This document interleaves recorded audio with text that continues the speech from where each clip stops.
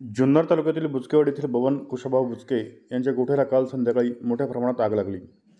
या आगीमध्ये त्यांनी साठवलेले वैरण तसेच त्यांच्या गोठ्याचे मोठ्या प्रमाणात नुकसान झाले असून दुचाकी देखील जळून खाक झाली आहे। आगीची घटना समजतात जुन्नर अग्निशमन दलाच्या जवानांनी अवघ्या 10 ते 15 मिनिटात घटनास्थळी पोहोच होत आगीवर नियंत्रण मिळवले। बचाव कार्यामध्ये बुचकेवाडीचे सरपंच योगेश बुचके, जयदीप बुचके, सूरज पवार आदी ग्रामस्थांनी सहभाग घेतला।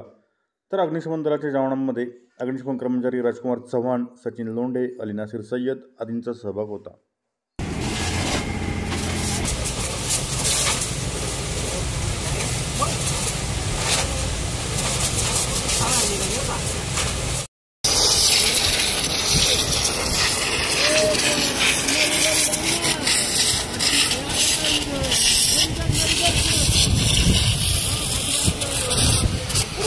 Kita